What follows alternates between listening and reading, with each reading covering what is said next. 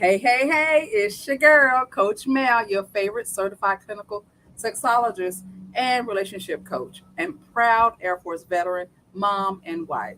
Listen, I understand the challenges of reconnecting with your partner, especially after a deployment or an extended separation, but I'm here to help through my group coaching or individual sessions or my aphrodisiac cooking workshops. Coach Malice got your back. So just reach out to me. I'm here to help. You can reach me at https colon backslash lovematters.com.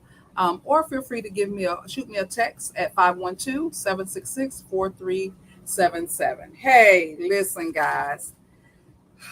I need you guys to just woosah with me. Tonight is I want to share something with you guys because I happen to be a part of a club that no parent ever wants to be a part of. But for those of us who are blessed enough to be a part of this club, we have to learn how to move, how to excel during trials. And that is the Bereaved Parent Club.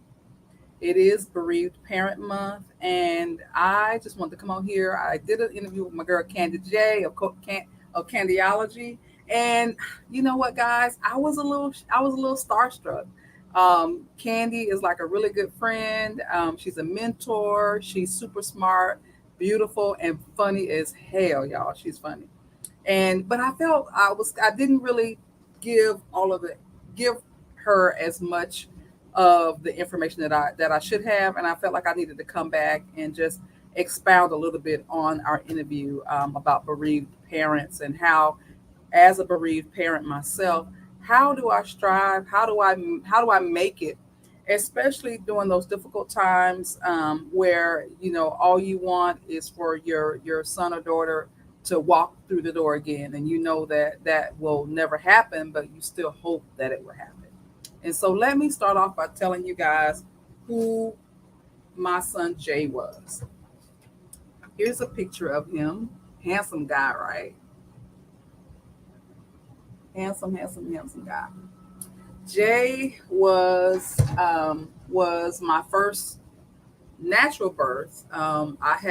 He has an older adopted brother, Diamond, who's a couple of years older than him. But Jay was an amazing father, funny guy. I loved having him come by the house and tell me all kinds of stories because not only was he an amazing father, a single father at that, um, but he was also in school full time to become a paramedic. He was one of our first responders. He was an EMT basic. Yeah, EMT. No, he had made EMT base, EMT intermediate. Excuse me. He had gotten promoted, but he wanted to be a paramedic. So not only was he a single father, but he was also a full time employee. He worked. He was a caretaker at Shoal Creek, and he also went to school at night to pursue his dream of becoming a paramedic. And I mean, the room just lit up whenever he came in any room. He was so funny. I can remember whenever he would come over the house, the kids would start yelling, the dog would start barking, all hell would break loose. And I was like, what is going on? And sure enough, Big Brother had come home. And so when we lost him, it was devastating. I felt like my whole world had shattered. And it's been 6 years ago. It'll be 6 years actually this coming August. And he, you know, it, I'll never forget it. I was at work, and I didn't know this at the time, but the Austin Police Department had shown up to my house. They also had shown up at my job. Um, and I had no idea until later. My colleagues told me, but then I got a phone call. It was the worst phone call. It was just, oh Lord,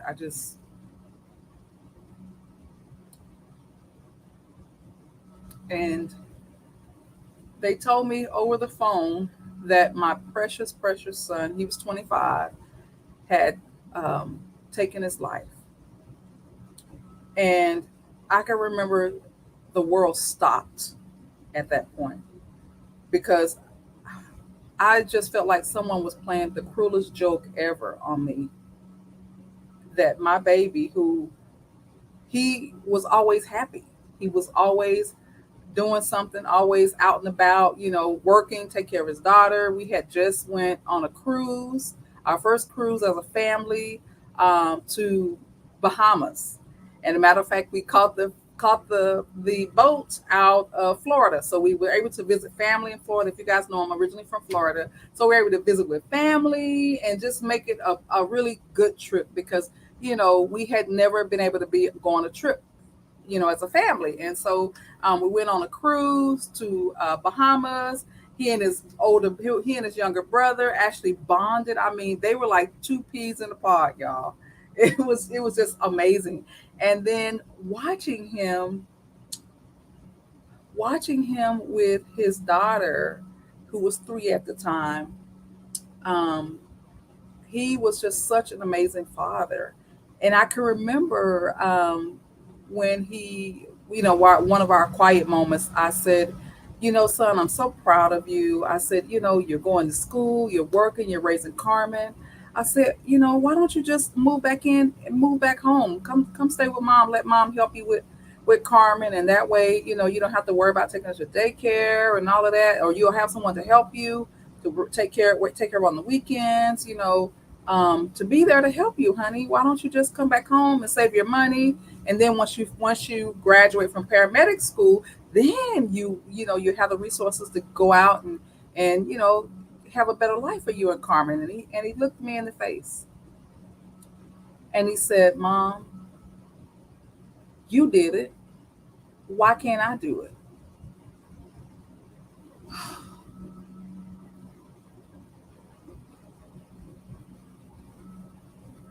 To hear my baby repeat the very words back to me that I had said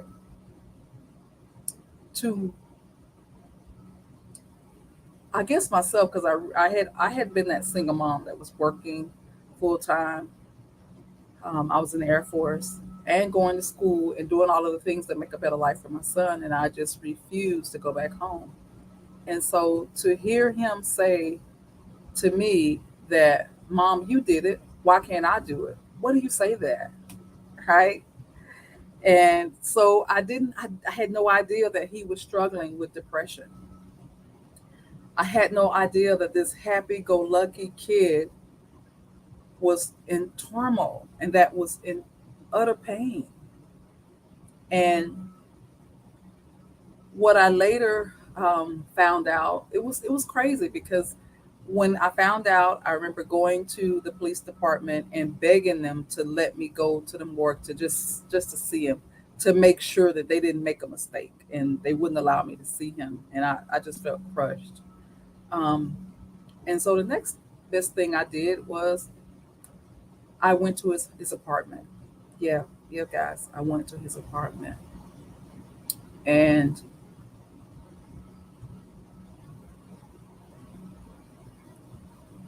I've never felt so close to my child in my life than I was in his apartment. Among his things,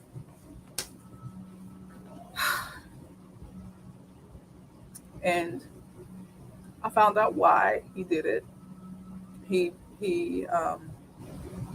felt like he had learned of another child that he didn't know about, and the mother was suing him for child support, and he just snapped. He was, he, at the same time, he was um, going through a ugly custody battle with the maternal grandparents of his daughter. They were trying to take his daughter away from him, and he get hit with this lawsuit for back child support for, I think the baby was like 3, and he just snapped. He just lost it. And what's so funny about this, as I sit here and talk to you guys about this, is I'll never forget the night before I had worked a full shift at the hospital, but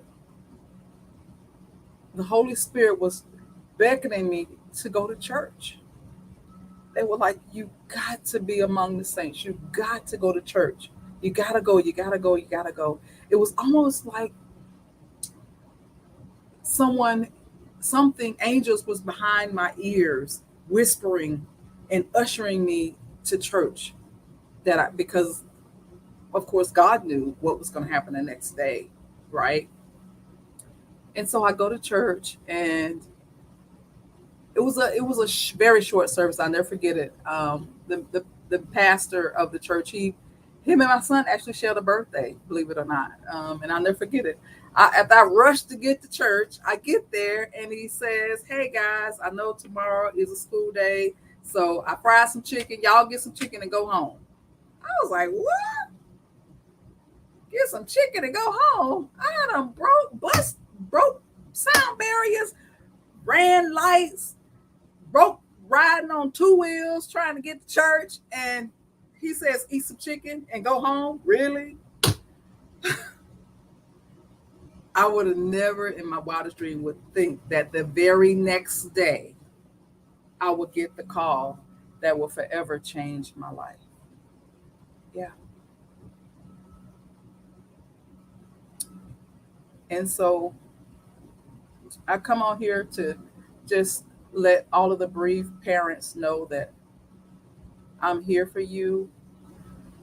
I support you, and it's not your fault. I struggled with that a long time, feeling like it was my fault that he did that. How did I miss it? I felt like a failure as a mother. Um, but through counseling, which that's something that I would highly encourage you to do. That if you are struggling with a situation, seek counsel, seek counseling. It really really helps. What really helped me was the survivors of suicide support group. That was like a blessing because among that group, it's a group again you don't want to be a part of, but you're happy that you're a part of it because they understand. But it was through that group that they helped me to live again. It was through that group that they reminded me that this was not my fault, that this was his choice, and that I have had to respect his choice and love him in spite of. And it really helped me to learn how to be an advocate for those that are struggling with depression, that are bereaved parents or bereaved, just bereaved, period. Um, and so I am here to help. If you need someone to talk to, please reach out to me. If you need resources, please reach out to me, um, and let me know how I can help. Now, another way I cope is, through bereavement, but also being active in my church, also my community. You guys, one of the reasons why I started Love Matters Consulting was because I really wanted to help. I wanted to help not only military or veteran couples reconnect after a long deployment, but I also wanted to help other couples reconnect because when there's a loss, especially a loss of a child, that couple really, really, really, really can really have a difficult time reconnecting after that happens, right? And it's so important that they not get lost in the grief, and that they grieve together, and that they give each other space to grieve. And one of the things that I learned also about grief is that there's several stages, and you never know what is going to trigger you. Um, and so you have to really be make sure you take care of yourself. Remember, you can't pour from an empty cup, so you have to take care of yourself. um, and on that note, speaking of taking care of yourself, I'll never forget it. I have you guys know my bedroom candy consultant, and I they had a mixer they would do every month. And so I would go to this mixer right after Jay passed because I didn't know what to do with myself. So I just started being extra busy. And I remember attending this mixer and getting my blood pressure checked. Like for the first 3 or 4 months, I would go and get my blood pressure checked, and it would be high. And the nurse would say, Marilyn, you need to get your blood pressure checked. You need to go to see your doctor. I was like, yeah, I'm fine. Not really thinking. Just have me apple martini and keep it pushing, right? um, and so so a month go by, I do it again. She say, Marilyn, you really need to get your blood pressure checked. And so then, so long story short, the last time I go and check, so she said, did you get your blood pressure checked? I said, nope. She said, look, get your blood pressure checked. Stop. You need to get your blood pressure checked. Let me get your number. I'm going to call you tomorrow and check. And lo and behold, she called and checked. Marilyn, did you get, and I was like, oh hell. Okay, yes, I'm calling. And I never forget it. I called the doctor and, and she said, oh my God, your blood pressure, it was like, I want to say 190 over like 110 or something like that. And it scared the bejesus out of me, guys. And she said, and I don't know how this doctor got me to talk, but she got me to talk about what was going on. And I shared with her that I had recently lost my son. And she prescribed some medication for my blood pressure. And she also prescribed some antidepressants. And she also recommended that I talk to a counselor. And I'll tell you what, that was the best medicine I could have ever had. Because once I got my blood pressure under control and started talking about it, I began to slowly come out of this funk, if you will. But then it helped but it helped me to remember how Jay was able to mask it, because like him, I was happy go lucky. Hey, how you doing? Just kept busy, wasn't really giving myself time to mourn, because I was like, I don't have time to mourn. I need to keep a straight face for these other kids I have here, and I didn't take the time.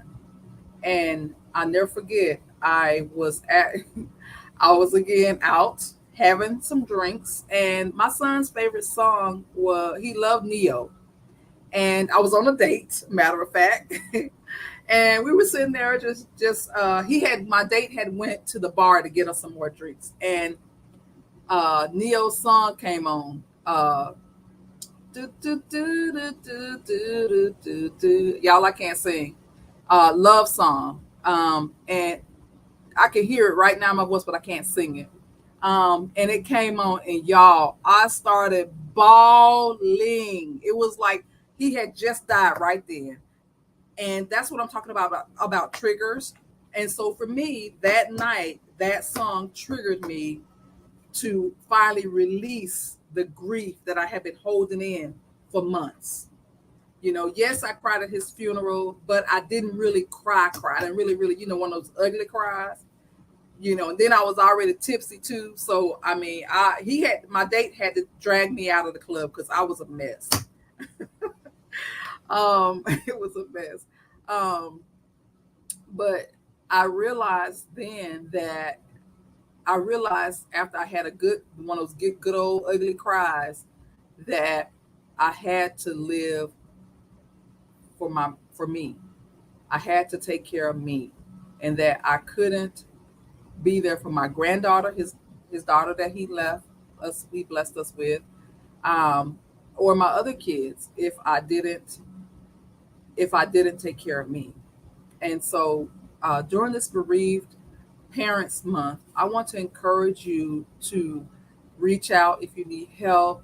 If you know someone that has lost a child, or lost a loved one, what I would recommend is that you ask them, how can you help?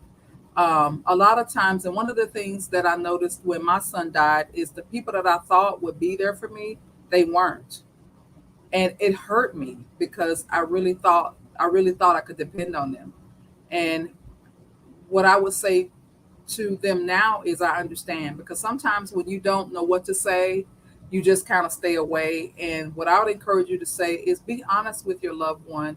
If you don't know what to say, it's okay. Let them know, hey, I don't know what to say. I'm here. How can I help? The best time to reach out also is not when they first pass, it's after. It's after. It's during holidays. It's during birthdays. It's during those special occasions. Like for me, Jay would always come on Sundays for dinner, and that will, I'm telling you, the house lit up. And so for me, I would always love it when my friends would call me on Sunday because they knew that was a hard day for me. And when and the anniversary of his death as well as his birthday, he was my Mother's Day baby. So Mother's Day is kind of melancholy for me now, but I'm learning to get over it.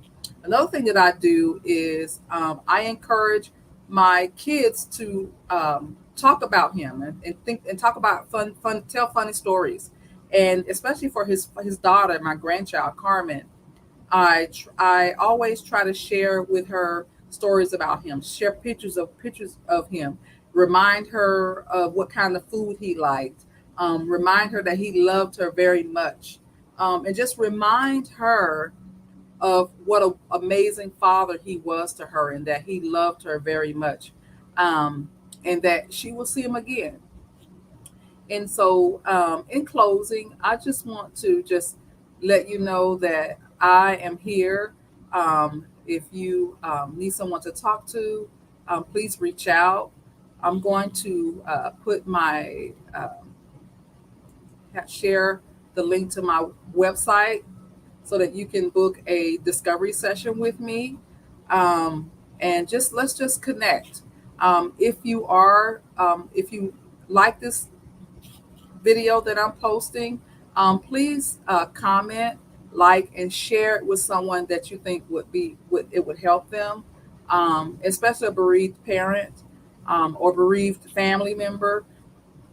Again, like, comment, and share, because you never know whose heart you're going to touch when you share this video. Um, you know, you guys take care, be blessed, and I will see you again really, really soon. Okay? Bye.